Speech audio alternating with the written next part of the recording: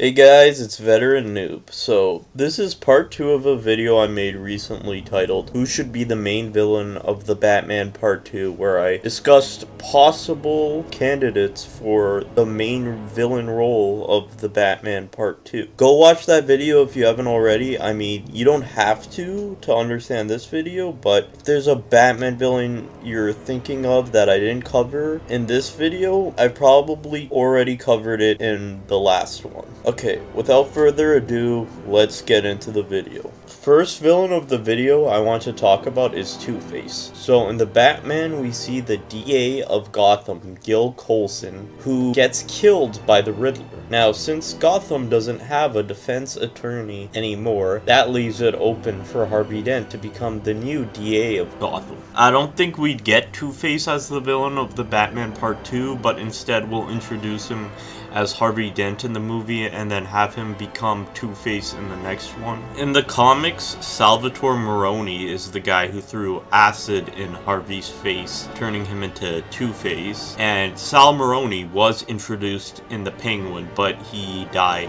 That doesn't really matter though, since they could just easily change it.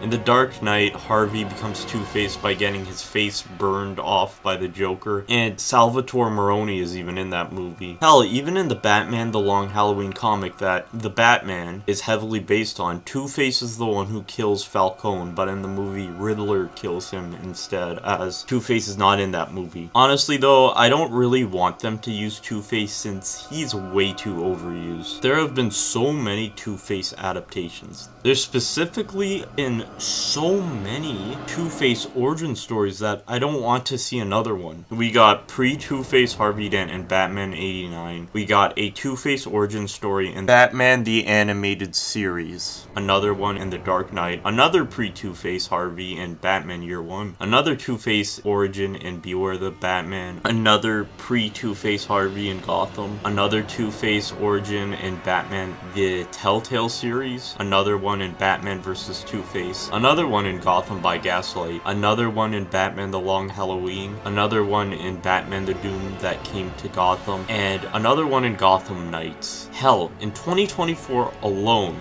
we got 3 different Two-Face origin stories.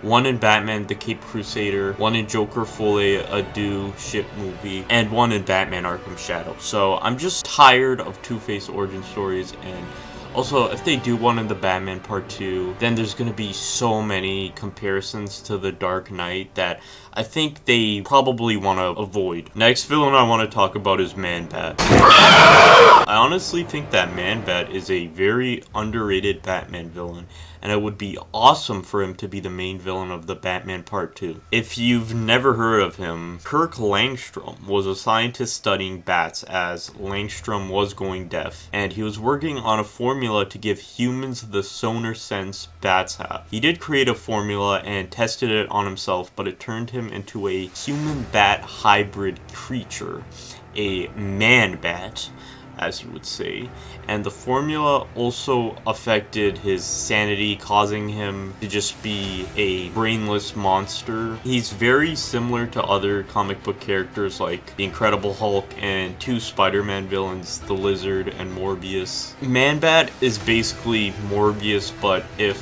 Morbius was actually a good character. Man-Bat is another very tragic character similar to other Batman villains like Mr. Freeze and Clayface. This could be another story of Batman trying to save one of his villains instead of fighting them, as the movie can have Batman find out about Langstrom's condition and work on a cure for him. The only problem with Man-Bat being in the Batman universe is apparently Matt Reeves wants to keep his universe more grounded and realistic, and Man-Bat is more of a sci-fi monster character, so it seems like they won't use him for this universe.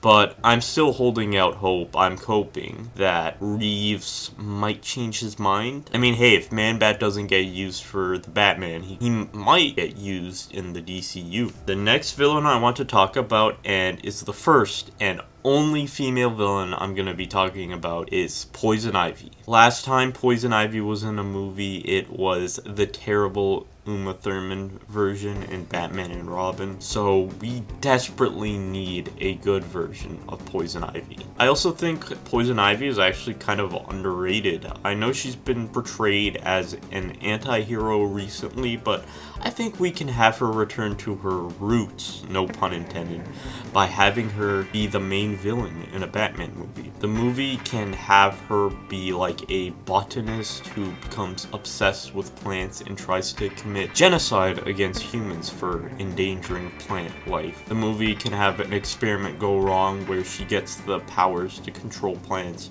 or if they want to stay grounded, they can just have her be a scientist who creates deadly plants to attack Gotham. She can also use poisonous plants to poison people who are harming plant life. We can also have her try to seduce Batman to manipulate him into not stopping her.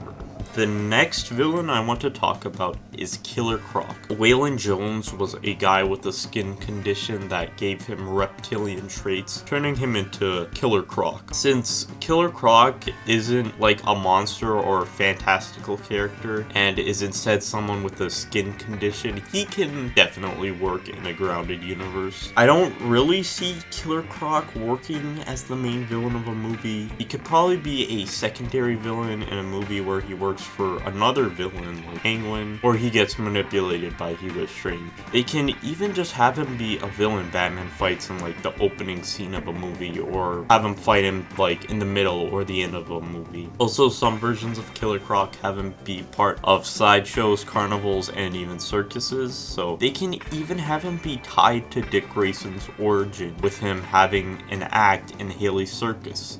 And we can maybe have him be involved in the death of the Flying Graysons. Kinda like the comic Robin and Batman. The next villain I want to talk about is not one villain, but actually two villains. The Ventriloquist and Scarface. Arnold Wesker, aka the Ventriloquist, is a very interesting character and another very underrated villain. His whole shtick is that he has a puppet named Scarface as like kind of a alternate personality and who is a gangster. He's not named after Tony Montana like you probably think. He's actually named after Al Capone. The Ventriloquist is introverted and is more of a pushover, while Scarface is ruthless and violent, and Wesker acts as the servant to Scarface. The Ventriloquist is a guy with dissociative identity disorder, and Scarface is his alternate personality. But there are actually stories that imply that the Ventriloquist is the puppet and not Scarface. I really like the version of the Ventriloquist from Batman the Animated Series, and I would love to see him in a movie. I think the Ventriloquist and Scarface can also appear in a possible season 2 of The Penguin, where they are rivals to the Penguin. I think they could also work as a secondary villain to a movie with Penguin as the main villain, or a movie where Hugo Strange is the main villain. We can have Arnold Wesker be a patient at Arkham Asylum who Strange manipulates into enabling his Scarface persona. The next villain I want to talk about is Professor Pig. Professor Pig is a very insane and twisted character, and it would make for a very creepy,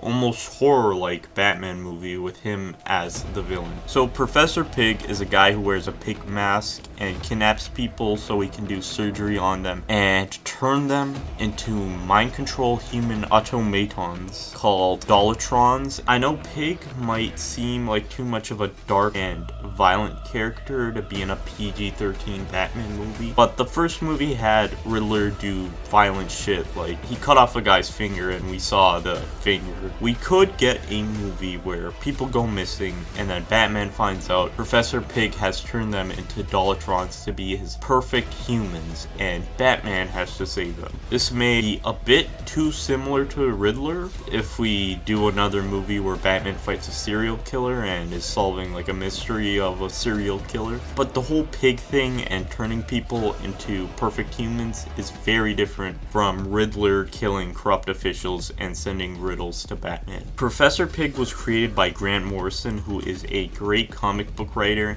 and actually Pig wasn't introduced as an enemy to Batman. Well, he was an enemy to Batman, but not Bruce Wayne Batman. He was introduced at the time where Batman was killed by Darkseid, so Dick Grayson became Batman, and Bruce Wayne's son, Damian Wayne, was his Robin. Since we are gonna be stealing a Dick Grayson villain, I feel like it would be only fair to put Dick in the movie. Maybe Pig will be introduced in the DCU, since they are gonna adapt the Grant Morrison stuff in the DCU, and they're gonna have Damian Wayne be Robin. The next villain I want to talk about is Black Mask. At the end of the Penguin, the crime empires of the Falcones and Maronis have fallen, and the Penguin is now the head of organized crime in Gotham. So this makes room for rival mob bosses to rise up and compete with the Penguin. And one of those mob bosses could be Black Mask. We can get a movie where there's a turf war between Penguin and Black Mask, so Batman has to take them down. Considering the ending of the Batman and ending of the Penguin, seems like there's an end to the traditional mobsters like Carmine Falcone and Salvatore Maroni, and now the crime in Gotham is controlled by supervillains, as the Riddler took down Carmine Falcone and the Penguin took down the Falcone Empire and the Maroni Empire. What I want is for Black Mask to actually wear his mask for the entire movie, since that's his name, and in Birds of Prey he spent most of the movie not wearing his mask. I do trust Matt Reeves with having Black Mask keep his mask on during the film, since in the Batman spends most of the movie in costume, even though they got like a all-star actor like Robert Pattinson to play him. I do feel Black Mask would actually fit as the main antagonist of a potential season 2 of the Penguin, or as a secondary villain who is a rival of Penguin. The next villain I want to talk about is Bane. Now, I think it's too early to do Bane, since Bane works better when Bruce Wayne has been Batman for a while. I think Bane might actually work better in the DCU. If they are gonna introduce Bane into Matt Reeves' Batman universe, I think they should probably save him for part 4 or part 5 if Matt Reeves wants to go beyond just a trilogy, since it's being called a saga. I don't think Bane should be in the Batman part 2 because it's too early, but I don't think he should be in part 3 either, since it will get a lot of Dark Knight Rises comparison, you know, with the third Batman movie having Bane as the main villain. If they were gonna do Bane, I think they should do a more accurate adaptation of Nightfall. Maybe they can have Bane break Batman's back and then have Azrael become Batman and beat Bane, and the next movie can be Batman coming back and stopping Azrael. I also think they should include Bane taking Venom, since it's just a steroid. Steroids and drugs exist in the real world. Venom could still work in a grounded universe. Also, they should cast a Latino actor to play Bane, because in the comics he's half Latino, so he should be at least half Latino in the movie. I do still think Bane would work better in the DCU, and a Nightfall adaptation would probably fit the DCU more, since it's an experienced Batman. The final villain I want to talk about is Ra's al Ghul. Now, realistically, I don't think they'll use him in the Matt Reeves Batman universe, since it looks like they'll probably use Ra's al Ghul and the League of Assassins in the DCU. Since they're gonna introduce Damian Wayne in the DCU, I probably think the League of Assassins will most likely be the main villains of Brave and the Bold, or at least be an important part in the movie, and maybe an important part in the DCU as a whole. I do still think it would be great for Robert Pattinson's Batman to go up against Ra's al Ghul and the League of Assassins. I did mention in my other video how it would be cool to introduce the Court of Owls, since the first movie delved into the corruption of Gotham, and the Court of the Owls are like a secret society that controls Gotham. The League of Assassins are like the original secret society Batman villains, so it would be cool for them to be introduced. The difference between the Court and the League is that the Court controls Gotham, while the League's goal is to cleanse the world of corruption by killing a bunch of people. Since we found out how corrupt Gotham is, it would be cool for the next movie to introduce a secret society that's against corruption, but their methods are terrible. It would also be cool to have a Batman movie where the League of Assassins goes to war with the Court of Owls, and Batman is caught in the middle of this war as his main goal is to protect his city. Okay, so this was more possible villains for the Batman Part 2. Hope you guys enjoyed this video. Again, who do you guys want to be the main villain of the Batman Part 2? I do feel like a lot of the villains mentioned here would work more as secondary villains or as a part of the DCU, but I still think Matt Reeves could pull off a movie with these guys as the main villains. Personally, Man-Bat, Killer Croc, the Ventriloquist, and Poison Ivy are some villains I mentioned in this video I want to see the most in the Batman Part 2. I don't know if I'll make a Part 3. I do have ideas for other possible villains since there's a lot of Batman villains that exist, but most of them are like bottom of the barrel villains or kind of like characters you wouldn't see as the main villain of a Batman movie, but they could still appear. If I did make a Part 3, it'd probably be more like a fun video where I just shoot a bunch of possible villains from the Batman universe, a bunch of just random picks, some interesting and unique ones that could be a part of the Batman universe. Maybe not as a part of the Batman Part 2, but as a part of the Batman universe as a whole. Anyways, thanks for watching, and I'll see you guys later.